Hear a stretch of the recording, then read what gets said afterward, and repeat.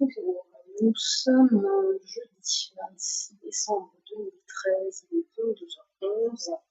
J'avance dans la lecture de la Bible et je vais tâcher de terminer ce soir la lecture du premier livre de la Genèse en lisant le chapitre 49 et le chapitre 50. Chapitre 49. Jacob appela ses fils et dit: Assemblez-vous, et je vous annoncerai ce qui vous arrivera dans la suite des temps. Rassemblez-vous et écoutez, fils de Jacob. Écoutez Israël, votre père. Ruben, toi, mon premier-né, ma force et les prémices de ma vigueur, supérieur en dignité et supérieur en puissance, impétueux comme les eaux, tu n'auras pas la prédominance, car tu es monté sur la couche de ton père. Tu as souillé ma couche en montant. Siméon et Lévi sont frères. Leurs glaives sont des instruments de violence. Que mon âme n'entre point dans leurs conciliabules. Que mon esprit ne s'unisse point à leurs assemblées. Car dans leur colère, ils ont tué des hommes. Et dans leur méchanceté, ils ont coupé les jarrets des taureaux. Maudite soit leur colère, car elle est violente. Et leur fureur, car elle est cruelle. Je les séparerai dans Jacob, et je les disperserai dans Israël. Judas, tu recevras les hommages de tes frères. Ta main sera sur la nuque de tes ennemis. Ta main sera sur la nuque de tes ennemis. Les fils de ton père se prosterneront devant toi. Judas est un jeune lion. Tu reviens du carnage, mon fils. Il ploie les genoux, il se couche comme un lion, comme une lionne. Qui le fera lever? Le sceptre ne s'éloignera point de Judas, ni le bâton souverain d'entre ses pieds, jusqu'à ce que vienne le repos et que les peuples lui obéissent. Il attache à la vigne son âme et au meilleur cep le petit de son ânesse. Il lave dans le vin son vêtement et dans le sang des raisins son manteau. Il a les yeux rouges de vin et les dents blanches de lait. Zabulon habitera sur la côte des mers. Il sera sur la côte des navires. Et sa limite s'étendra du côté de Sidon. Issachar est un âne robuste qui se couche dans les étables. Il voit que le lieu où il se repose est agréable et que la contrée est magnifique. Et il courbe son épaule sous le fardeau. Il s'assujettit à un tribut. Dan jugera son peuple comme l'une des tribus d'Israël. Dan sera un serpent sur le chemin, une vipère sur le sentier, mordant les talons du cheval, pour que le cavalier tombe à la renverse. J'espère en ton secours, ô Éternel. Gad sera assailli par tes bandes armées, mais il les assaillira et les poursuivra. Aser produit une nourriture excellente. Il fournira les mets délicats des rois. Nephtali est une biche en liberté. Il profère de belles paroles. Joseph est le rejeton d'un arbre fertile, près d'une source. Les branches s'élèvent au-dessus de la muraille. Ils l'ont provoqué, ils ont lancé des traits. Les archers l'ont poursuivi de leur haine. Mais son arc est demeuré ferme et ses mains ont été fortifiées. Par les mains du puissant de Jacob, il est ainsi devenu le berger, le rocher d'Israël. C'est l'œuvre du Dieu de ton Père qui t'aidera. C'est l'œuvre du Tout-Puissant qui te bénira. Des bénédictions des cieux en haut, des bénédictions des eaux en bas, des bénédictions des mamelles et du sein maternel. Les bénédictions de ton Père s'élèvent au-dessus des bénédictions de mes pères, jusqu'à la cime des collines éternelles, qu'elles soient sur la tête de Joseph, sur le sommet de la tête du prince de ses frères. Benjamin est un loup qui déchire. Le matin, il dévore la proie et le soir, il partage le butin. Ce sont là tous ceux qui forment les 12 tribus d'Israël, et c'est là ce que leur dit leur père en les bénissant. Il les bénit chacun selon sa bénédiction. Puis il leur donna cet ordre. Je vais être recueilli auprès de mon peuple. Enterrez-moi avec mes pères dans la caverne qui est au champ d'Éphron. Ou d'Éphron, je sais pas. D'Éphron. E-P-H-R-O-N. Le Hétien, donc, qui est au champ d'Éphron, le Hétien. dans la caverne du champ de Macpéla, vis-à-vis de Mamré, dans le pays de Canaan. C'est le champ qu'Abraham a acheté d'Éphron, le Héthien, comme propriété sépulcrale. Là, on a enterré Abraham et Sarah, sa femme. Là, on a enterré Isaac et Rebecca, sa femme. Et là, j'ai enterré Léa. Le champ et la caverne qui s'y trouvent ont été achetés des fils de Heth. Lorsque Jacob eut achevé de donner ses ordres à ses fils, il retira ses pieds dans le lit. Il expira et fut recueilli auprès de son peuple. Chapitre 50 et dernier chapitre du livre de la Genèse. Joseph se jeta sur le visage de son père, pleura sur lui et le baisa. Il ordonna aux médecins à son service d'embaumer son père, et les médecins embaumèrent Israël. 40 jours s'écoulèrent ainsi et furent employés à l'embaumer. Et les Égyptiens le pleurèrent 70 jours. Quand les jours du deuil furent passés, Joseph s'adressa aux gens de la maison de Pharaon et leur dit : Si j'ai trouvé grâce à vos yeux, rapportez, je vous prie, à Pharaon ce que je vous dis. Mon père m'a fait jurer en disant : Voici, je vais mourir. Tu m'enterreras dans le sépulcre que je me suis acheté au pays de Canaan. Je voudrais donc y monter pour enterrer mon père, et je reviendrai. Pharaon répondit : Monte et enterre ton père, comme il te l'a fait jurer.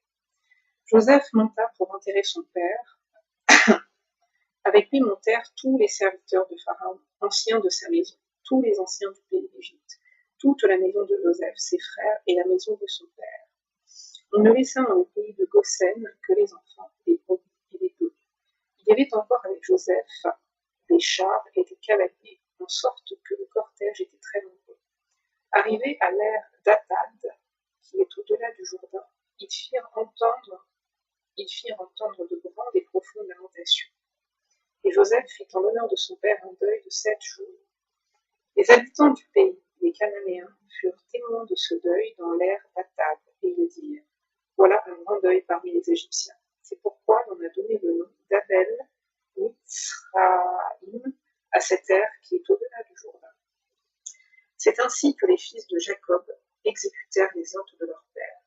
Ils le transportèrent au pays de Canaan et l'enterrèrent dans la caverne du champ de Macpéla, qu'Abraham avait acheté d'Éphron, le Héthien, comme propriété sépulcrale et qui est vis-à-vis de Mamré. Joseph, après avoir enterré son père, retourna en Égypte avec ses frères et tous ceux qui étaient montés avec lui pour enterrer son père.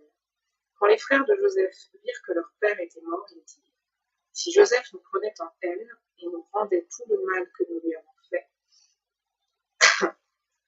Et ils firent dire à Joseph : Ton père a donné cet ordre avant de mourir.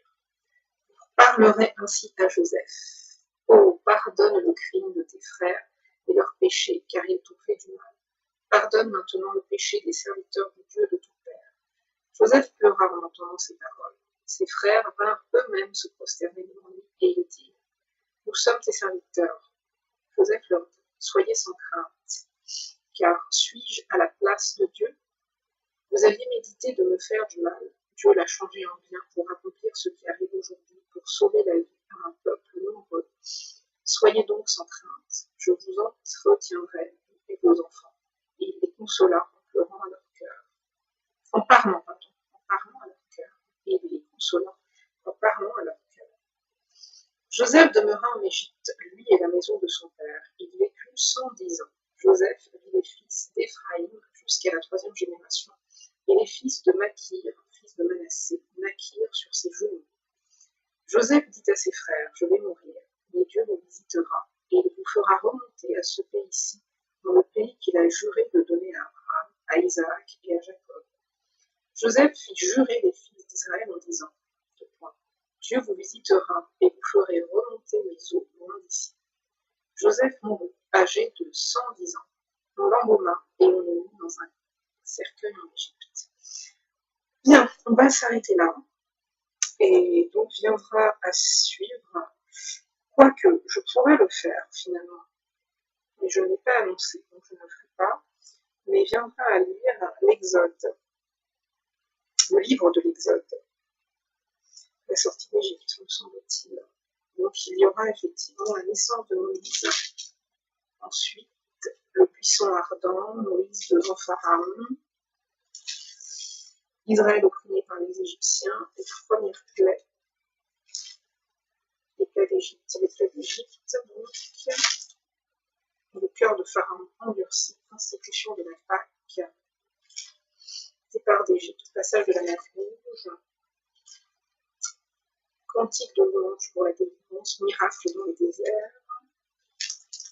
Oui, il y en a quand même pas mal. Hein. La manne, Amalek vaincu, visite de Jéthro à Moïse, loi civile et morale, loi cérémoniale, Moïse sur la montagne, direction pour la construction du tabernacle, l'autel et les bâtiments sacerdotaux, la consécration des sacrificateurs, direction pour les sacrifices, l'autel et les parfums. Donc, pas mal de chapitres. Rébellion du peuple, le veau d'or, Moïse intercède pour Israël, les tables de la loi renouvelée, offrande pour le tabernacle. Enfin, il y a pas mal de thèmes qui sont évoqués et il y a alors